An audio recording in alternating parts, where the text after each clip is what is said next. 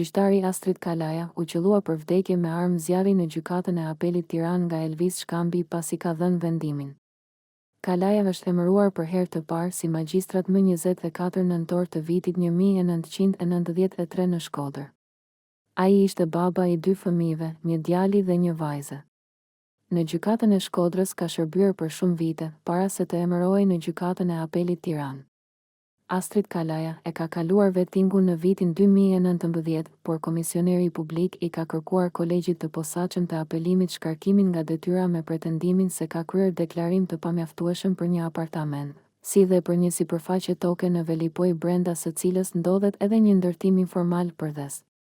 Astrid Kalaja është zgjedhur edhe antar në kolegjin zgjedhor 3 herë radhazi. Ai ka lindur në qytetin e Shkodrës dhe u diplomua në vitin 1993 në Fakultetin e Drejtësisë. Sapo mbaron studimet me titullin jurist, emërohet në detyrën e gjykatësit në rrethin e Shkodrës. Vitet e fundit ushtron detyrën e antarit të gjykatës së apeli. Ai ka mbajtur përkohësisht edhe postin e kryetarit në detyrë të gjykatës së Shkodrës. Konkretisht nga viti 1993 dhe deri qershor 2004 punoi si gjyqtar në gjykatën e rrethit Shkodër. Në qershor 2004 dhe deri në 31 janar 2023 në gjykatën e apelit Shkodër. Ndërsa vitet e fundit shërben në gjykatën e apelit Tiranë. Për krimin e rënd u arrestua si autor Elvis Shkambi nga Shkodra, nipi i Gjon Shkambit, personit që humbi procesin gjyqësor ditën sotme në gjykatën e apelit Tiranë.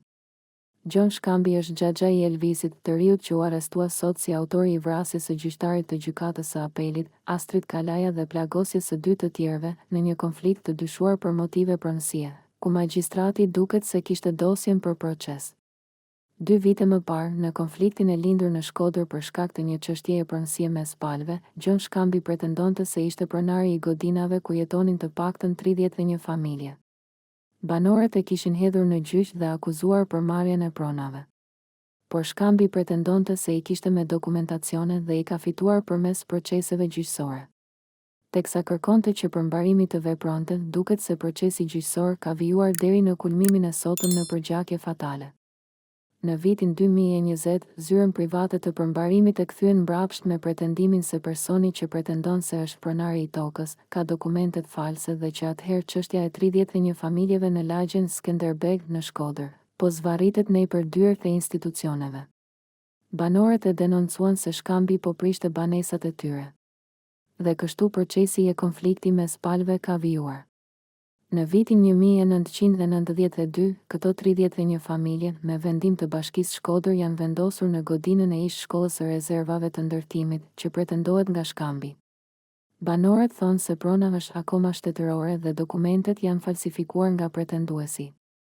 Por Shkambi ka këmbëngulur se është pronari i tokës të ish shkolla e rezervave.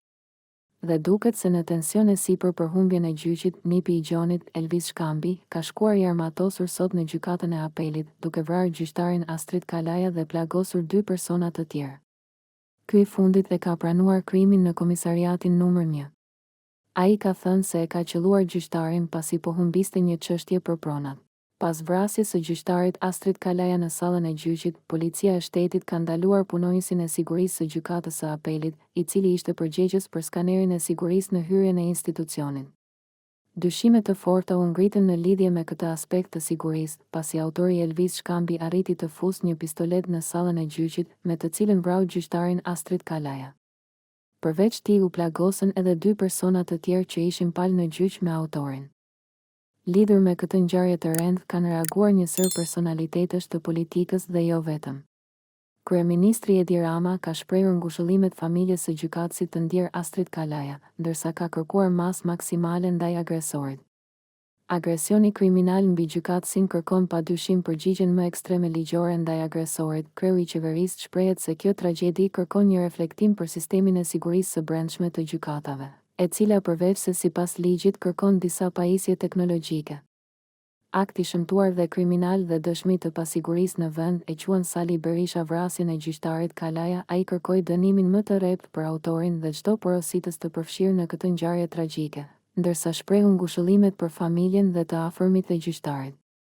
Gjithashtu ka reaguar edhe dhoma e Avokatisë së Shqipërisë, e cila shprehu tronditjen e thellë për vrasjen e gjyqtarit të apelit, Astrid Kalaja, duke i përcjellë ngushëllimet më të sinqerta familjes së tij. Në një reagim zyrtar, dhoma thekson se kjo ngjarje përbën një goditje të rëndë për sistemin e drejtësisë dhe shtetin e së drejtës, dhe përbën thirrje alarmi për sigurinë e jetës dhe shëndetit të gjyqtarëve, prokurorëve dhe avokatëve. Ministrja e Brendshme, Albana Koqiu, u shpreh thellësisht e tronditur nga vrasja e gjyqtarit të apelit, Astrid Kalaja, dhe plagosja e 2 personave brenda sallës së gjykatës. Ajo theksoi se policia e shtetit ka ndërhyrë menjëherë në vend ngjarje dhe autorët janë ndaluar. Sipas saj, policia nuk ka përgjegjësi ligjore për kontrollin e hyrje-daljeve dhe sigurinë brenda godinave të gjykatave, por ekspertët dhe prokurorët po hetojnë me rigorozitet rrethanat dhe detyrimet e punonjësve të sigurisë në gjykatë. Deputeti i Partisë Demokratike dhe njëkohësisht nënkryetari i Parlamentit, Agron Gjekmarkaj, reagoi sot për vrasjen e gjyqtarit të gjykatës së apelit, Astrid Kalaja, duke dënuar aktin e rënd dhe theksuar se sistemi i drejtësisë dhe sigurisë në Shqipëri ka dështuar. Vrasja që ndodhi sot në gjykatën e apelit, ku u vra gjyqtari Astrid Kalaja, është një akt barbar dhe i papranueshëm që ka goditur në zemër drejtësinë shqiptare. Kjo vrasje është një alarm kombëtar, një sinjal se sistemi ynë i drejtësisë dhe sigurisë ka dështuar në mënyrën më të turpshme. Ngushëllimet më të thella i shpreh familjes së gjyqtarit Kalaja, kolegëve të tij dhe gjithë komunitetit të drejtësisë. Kjo ngjarje nuk mund të shihet si një rast i izoluar. Ky është një akt që duhet të trondisë çdo qytetar të ndershëm dhe të na bëjë të reflektojmë se ku po shkon vendi. Ministri i Drejtësisë, Besfort Lamallari, dhe Ministrja e Brendshme, Albana Koqiu, duhet të japin menjëherë dorëheqjen, sepse kanë dështuar në detyrën e tyre themelore, garantimin e sigurisë në gjykata dhe mbrojtjen e atyre që zbatojnë ligjin.